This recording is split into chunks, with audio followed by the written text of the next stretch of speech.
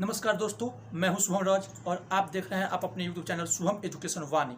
जैसा कि आप थंबनेल में देखे होंगे, आज हम लोग देखेंगे महात्मा गांधी के बारे में, यानी गांधी युग, जो 1917 से लेके 1947 तक जो वो राष्ट्रीय आंदोलन में यानी भारतीय राष्ट्रीय आंदोलन में जो काम किए उसके बारे में हम लोग देखेंगे और चर्चा करेंगे। तो आइए हम लोग चलते हैं, देखते हैं क्या क्या किस टाइप में होगा। तो पहले हम लोग गांधी जी का परिचय जो आप बचपन से पढ़ते आ रहे हैं वो पहले हम लोग देख लेते हैं। उसके बाद फिर उनका भारतीय राष्ट्रीय आंदोलन में जो उनका किया हुआ काम है उसको हम लोग देखेंगे। तो देखिए उनका महात्मा गांधी की पृष्ठभूमि।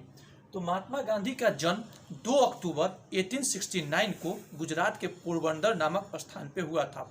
2 अक्टूबर 1869 को पोरबंदर गुजरात में पड़ता है, वहाँ पर उनका जन्म हुआ था। उनके पिता का नाम करमचंद गांधी था। उनके पिता का क्या नाम था? करमचंद गांधी। उनकी माँ का नाम पुतलीबाई गांधी था। तो वहीं उनकी पत्नी का नाम कस्तूरबा गांधी था।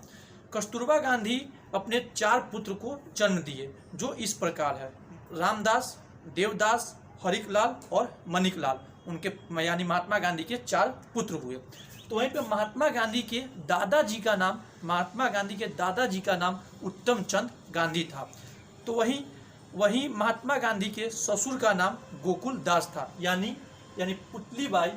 कस्तूरबा गांधी के पिताजी का नाम गोकुल दास था।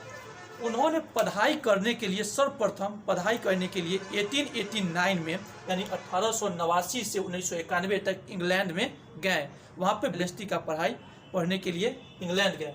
तो वहीं पे दक्षिण अफ्रीका महात्मा गांधी 1893 में गए।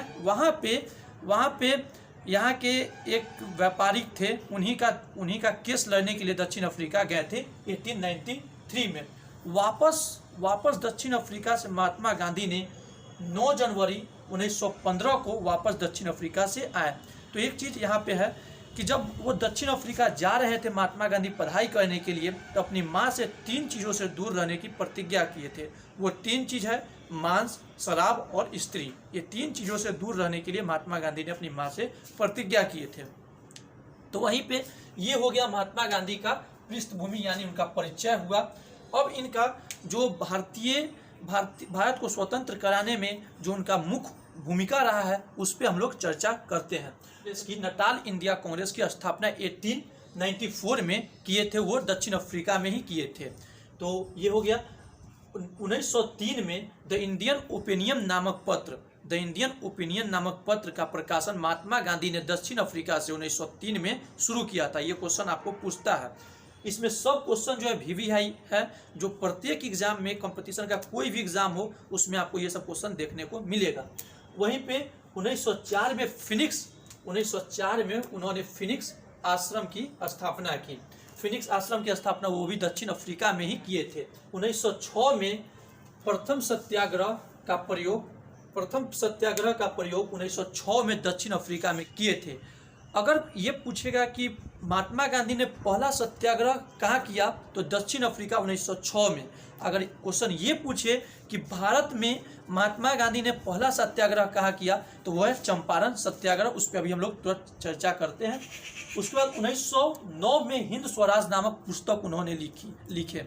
कहा जाता है इस पुस्तक के बारे में कि 1909 में हिंद स्वराज पुस्तक जो वो लिखे वो दोनों हाथ से लिखे थे, ये उनके बारे में कहा जाता है। उनके गुरु का नाम गोपाल कृष्ण गोखले थे। तो वहीं पे ये है राजनीतिक गुरु गोपाल कृष्ण गोखले। उनके आध्यात्मिक गुरु उनके कोई नहीं थे।